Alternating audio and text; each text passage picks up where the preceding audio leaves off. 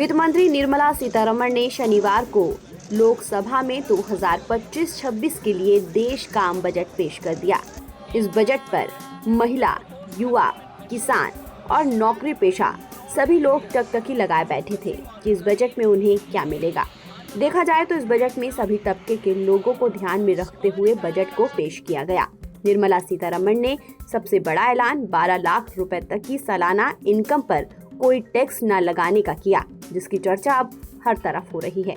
लेकिन वहीं इस आम बजट में वित्त मंत्री ने एक बार भी भारतीय रेलवे का जिक्र नहीं किया। लेकिन ऐसा नहीं है कि वित्त मंत्री निर्मला सीतारमण के पिटारे से रेलवे के लिए कुछ नहीं निकला। उन्होंने भारतीय रेलवे के लिए वित्तीय वर्ष 2026 के लिए 2,52,200 करोड़ रुपए आवंटित किए हैं। इतना ही आवंटन वित्त वर्ष 2024-25 में हुआ था।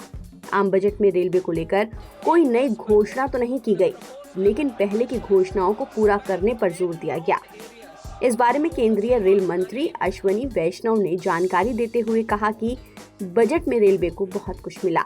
रेलवे का कहना है कि इसमें वो 3,000 करोड़ रुपए अपने इंटरनल सोर्स और 10,000 करोड़ रुपए PPP मॉडल से और जुटा लेगी। इस तरह से रेलवे वित्त वर्ष 2025-26 के लिए 2,65,200 करोड़ रुपए के विकास कार्य कर सकेगा। रेल मंत्री अश्विनी वैष्णव का रेलवे के बाकी कामों के साथ साथ सेफ्टी को लेकर पहली प्राथमिकता है। इसके लिए 1,16,514 करोड़ रुपए का बजट रखा गया है। इसमें कवच वर्जन 4.0 को रेलवे इंजनों और रेलवे ट्रैक पर लगाया जा रहा है। नए वित्त वर्ष में इस काम में युद्ध स्तर पर काम होगा ताकि ज्यादा से ज्यादा रूटों पर कवच लगाया जा सके। अभी तक 10,000 इंजनों में कवच लगाया जा चुका है। वहीं दिल्ली से मुंबई के बीच और दिल्ली से कोलकाता की रेलवे लाइन पर भी इस साल दिसंबर तक कवच लगा दिया जाएगा। इसके अलावा सेफ्टी के लिए और कई तरह के कार्य किए जाएंगे। रेलवे ये भी कोशिश कर रहा है कि वो इस साल के अंत तक 100% इलेक्ट्रिफिकेशन का काम पूरा कर सके। अगले 4 साल में रेलवे 1300 से ज्यादा रेलवे स्टेशनों का रीडेवलपमेंट करेगा। इसमें 2 साइड से एंट्री और एग्जिट की सुविधा के अलावा पार्किंग, हाई लेवल प्लेटफॉर्म और सुविधाएं दी जाएंगी। रेलवे की योजना है कि वो अगले 10 सालों में 31,000 किलोमीटर से ज्यादा रेलवे ट्रैक बनाए। रेलवे का कहना है कि उसका फोकस आम आदमी पर भी है, जिनके लिए 17,500 नॉन AC जनरल और स्लीपर कोच बनाए जाने का प्लान है। 100 अमृत भारत ट्रेन, 50 वंदे भारत स्लीपर बनाने का है। 2026-27 में 200 वंदे भारत स्लीपर और चेयर कार बनाने की योजना है। अभी तक वंदे भारत 136 ट्रेनें बन चुकी हैं। 3 लाख करोड़ के रेवेन्यू का टारगेट है।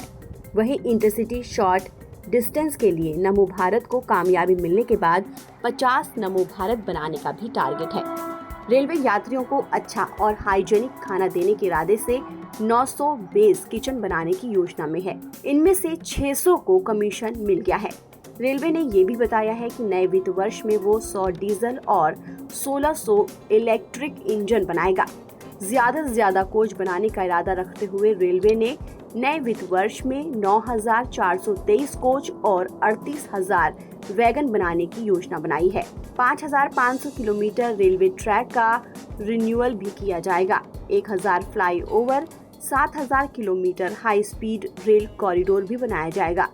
रेलवे ने ये भी बताया कि वित्त वर्ष 2025-26 में उसे 3,01,300 करोड़ रुपए की आमदनी और खर्च 2,99,058 करोड़ रुपए होने का अनुमान है। इस तरह से वो नए साल में 3,041 करोड़ रुपए के प्रॉफिट में रह सकती है। ये 2022-23 से 2025-26 में केवल 2023-24 को छोड़ते हुए सबसे ज्यादा रह सकता है।